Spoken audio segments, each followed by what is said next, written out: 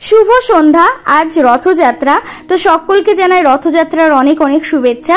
সন্ধ্যাবেলা থেকে আজকে ভিডিওটা শেয়ার করছি। বাবান বাবিনকে নিয়ে এখন বেরিয়েছি মেলা দেখার উদ্দেশ্যে। বাবান বাবিন তোমাদেরকে হাই করলো। এবার আমাদের পাড়াতে একটা বড় কৃষ্ণ মন্দির আছে, চলো সেখানে আমি তোমাদেরকে নিয়ে যাই। আর হ্যাঁ, সেখানে এখনো রথ বেরোয়নি, তো তার প্রস্তুতি চলছে। চলো সেখানে গিয়ে তোমাদের সাথে কথা হচ্ছে।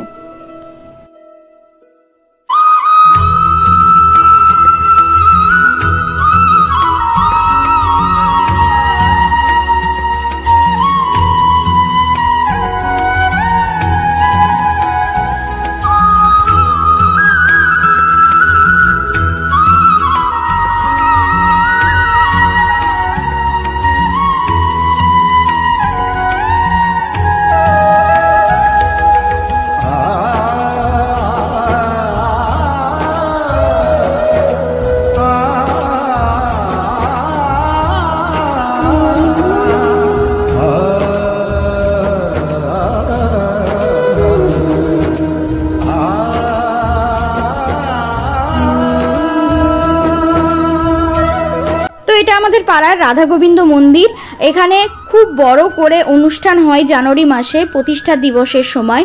আর এখানে রথের প্রস্তুতি চলছে, রথ বেরোবে। আর এই যে রাধা গোবিন্দের বিগ্রহটা তোমাদের সাথে শেয়ার করলাম। এখন আমরা গুটি গুটি পায়ে হেঁটে যাচ্ছি টবাজারের দিকে। সেখানে প্রচুর রথও যাচ্ছে, আর তাছাড়া কিছু গাছ কিনতে হবে।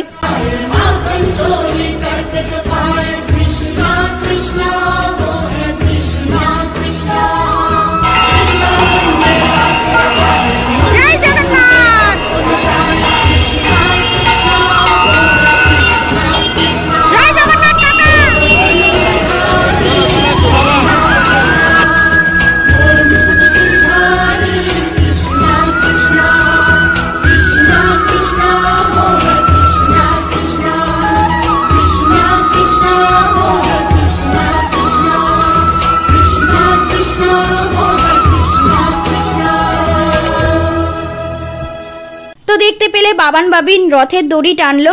এবার আমরা চলে এসেছি গাছের দোকানে, এখান থেকে গাছ কিনবো। প্রত্যেক বছর আমরা রথের দিন ফুল গাছ কিনি। আমার বরের ভীষণ শখ ছিল শিউলি ফুল গাছ কেনার, তো শিউলি ফুল গাছ কিনেছি। এখান থেকে আবার শিউলি ফুল গাছের সাথে একটা আবার ওই চায়না টগর গাছ ফ্রি দিয়েছে, বলছে এটাও নিয়ে যাও। আর তাছাড়া বরমশাই 100 টাকা দিয়ে ওই শিউলি ফুল গাছ কিনেছে। তারপরে বলছে যে আর কিছু কিনবে, আর কিছু কিনবে। আমি বললাম ঠিক আছে, সুযোগ যখন দিয়েছো তার সদ্ব্যবহার তো করবোই। আমি বললাম যে একটা অপরাজিতা ফুল গাছ কেনো আর একটা স্থলপদ্ম। তো এই যে কিনেছি।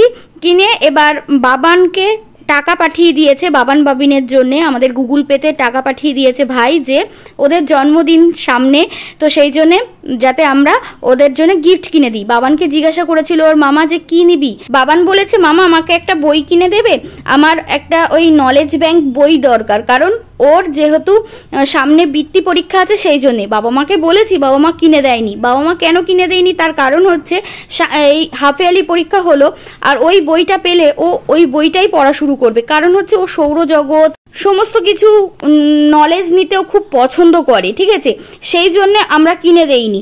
তো মামার কাছে গিফট চেয়েছে, মামা তো টাকা পাঠিয়ে দিয়েছে আমাদের গুগল পেতে, তাই আজকে কিনবো। কিন্তু দোকানে গিয়ে দেখি আজকে রথের দিন দোকানটা বন্ধ, তো সেই জন্য আমরা কিনতে পারিনি।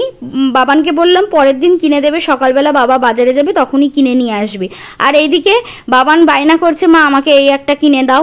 তো ওর বাবা বলছে দেখি কিরকম। তারপর ওর বাবা বলছে এই কেমিক্যাল যদি কোনো রকমের খাবারের সাথে কোনো রকম চোখে নাকে মুখে যায় তাহলে কি অবস্থা হবে বলতো, পেট খারাপ হয়ে যাবে। তারপরে এই যে ফুচকা খাচ্ছি, 10 টাকার ফুচকা আমরা সবাই মিলে ভাগ করে খেয়েছি, ঠিক আছে।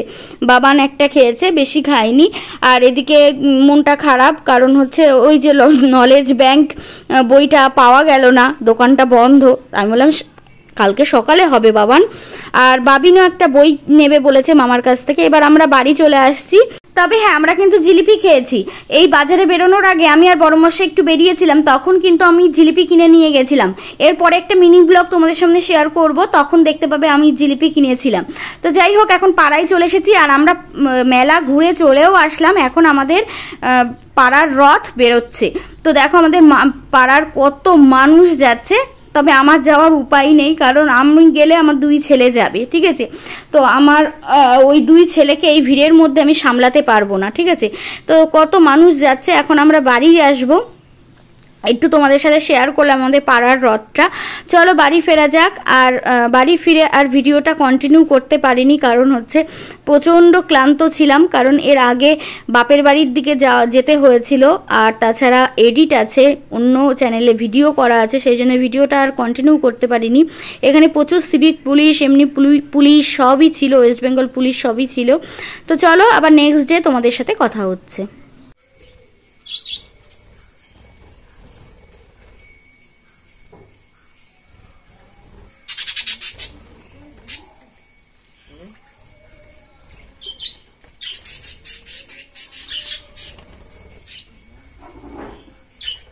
সকালবেলা যেই বরমশাই ওদেরকে জল দেবে, সারা রাত্রির জলটা বের করে রাখা হয়, তো সকালবেলা জল দেওয়ার সাথে সাথে খাওয়া শুরু করে দেবে। আর এখন ওদেরকে দিচ্ছে খাবার, তো খাবার দেওয়ার সাথে সাথেও খাবার খাওয়া শুরু করে দেবে, তাই তোমাদের সাথে শেয়ার করছি। তো গুড মর্নিং, আজ নেক্সট ডে। আজকে আবার কালকের ভিডিওটা আজকের থেকে আবার কন্টিনিউ করছি। তো এখানে দেখো দানা দিচ্ছে, সাথে দিচ্ছে ধানটাও দিতে হয়, কারণ দানার যা দাম, বাপরে বাপ, দানার সাথে ধানটাও দিতে হয়, তাহলে ওদের শরীরটাও বেশ ভালো থাকে, মানে মেদ জমে যায় না, ধান দিলে মেদটা জমে যায় না, ঠিক আছে। তো ওরা চনমনে থাকে, সেই জন্য ধানটাও দিতে হয়। দেখো যেই জল দিয়েছে সঙ্গে সঙ্গে জল খাওয়া শুরু করেছিল, যেই খাবার দিয়েছে সঙ্গে সঙ্গে খাবার খাওয়া শুরু করেছে। এদের এই হাবভাবগুলো দেখি আর আমি অবাক হয়ে যাই যে এরা কতটা বোঝে, তাই না। সবাই বলে পাখি বলে কিছু বুঝতে পারে না, কিন্তু ওদেরও কিন্তু কাজ করে ব্রেন। তো এই একদিকে খাবার দিল, তো সঙ্গে সঙ্গে কিন্তু সবাই একদিকে চলে আসবে, যেই এই দিকে খাবার দেবে, দুটো দিকে খাবার দেয় তো কলোনিতে, তো যেই আর একদিকে এই যে খাবারটা দেবে, সঙ্গে সঙ্গে আবার এই দিকের পাখিগুলো আবার এই দিকে চলে আসবে যে এই দিকেও খাবার দিয়েছে, তাই না। এবার চলো, হ্যাঁ, ওই গাছগুলো পুঁততে হবে, যে গতকালকে রাত্রে কিনেছিলাম। এই যে বরমশাই রেডি হয়ে গেছে, আর সাথে বাবান বাবিনও রেডি। তো গাছগুলো পুঁততে হবে, যে ফুল গাছগুলো কেনা হয়েছিল। আর গত বছর এই জবা ফুল গাছটা কিনেছিলাম, কি সুন্দর বড় হয়েছে। আর এদিকে প্রথমে শিউলি ফুল গাছটা পুঁতে দিচ্ছে, তারপরে ওই চায়না টগর, তারপরে স্থলপদ্ম, অপরাজিতা গাছ, সব কিছু এক এক করে পুঁতে দেবে। এবার ভগবান ভরসা, যদি ভগবান বাঁচিয়ে রাখে তাহলে অবশ্যই গাছে ফুল হবে এবং তোমাদের সাথেও শেয়ার করব। তো এক এক করে সমস্ত গাছ পুঁতে দিচ্ছে, কিন্তু সমস্যা হলো একটা বিপদ ঘটে গেছে। এই গাছগুলো পোতার পরে এই দেখো বরমশাইয়ের আবার মশা কামড়িয়েছে, আমাকে বলছে একটু চুলকে দাও। যাই হোক, যেটা বলছিলাম, এই গাছগুলো পোতার পরে না আমি একটা কুমড়ো গাছ দেখতে পেয়েছিলাম। সেই কুমড়ো গাছটা আবার ওকে পুঁততে বলাতে কি হয়েছে, পাইপ লাইন, আমাদের যে পাইপ লাইন আছে না, সেই পাইপ লাইনে ফেটে গেছে, মানে কোপ দিয়েছে কোদাল দিয়ে, পুরো পাইপ লাইন ফেটে গেছে, একটা পাইপের অনেক বড় চকলা মতো উঠে গেছে। তো বরমশাই তো ভীষণ নিজের মধ্যে গিলটি ফিল করছিল। আর এই যে বই কিনে এনে দিয়েছে, বাবিনও দেখছে, বাবানও দেখছে। বাবিনের বইতে না সম্পর্ক আছে, তো সেখানে লেখা রয়েছে যে তোমার মায়ের দাদা বা ভাই তোমার কে হয়। বাবিন সঙ্গে সঙ্গে বলছে কি যে কুতু, আমার কুতু হয়। তার মানে ওর মামা তো ওর মামাকে মামা বলে না, কুতু বলে, তাই বলছে আমার কুতু হয়। আমি বলছি সর্বনাশ, তুই যদি কুতু বলিস তাহলে তো তোর পরীক্ষায় দেবে কাটা। তারপরে আমি বুঝিয়ে বলছি ওটা মামা হয়, যতই তুমি কুতু বলে ডাকো ওটা তোমার মামা। তো এই দেখো বাবানের সৌরজগৎ, তারপরে মানব দেহে বিভিন্ন অঙ্গ প্রত্যঙ্গ কি কাজ করে, এই সব বিষয়ে এই যে বইটা কিনেছে। তো বাবানও ভীষণ খুশি গিফট পেয়ে। এবার চলো তোমাদেরকে দেখাই যে পাইপলাইন কোথা থেকে ফেটে গেছে। তারপরে আমার শ্বশুরমশাই ঠিক করেছে, ও সাথে বরমশাইও ছিল। এই দেখো, দেখেছো কি অবস্থা, এখান থেকে জল তো বেরিয়ে যেত।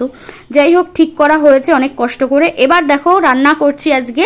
হ্যাঁ, কড়াইটা কেউ দেখো না, কারণ আগের দিন রাত্রিবেলা একটু আলু ভাজা করেছিলাম, তো দেখো কড়াইটা একটু মানে হালকা হালকা পুড়ে গেছে। তারপরে ভাবলাম যে যাই এই দিয়েই রান্না করি, কারণ হচ্ছে আমাকেই তো মাজতে হবে। আর এইদিকে দেখো পুরো রান্নাটা শেয়ার করতে পারিনি, কারণ হচ্ছে ওইদিকে সময়টা অনেকটা গেছে।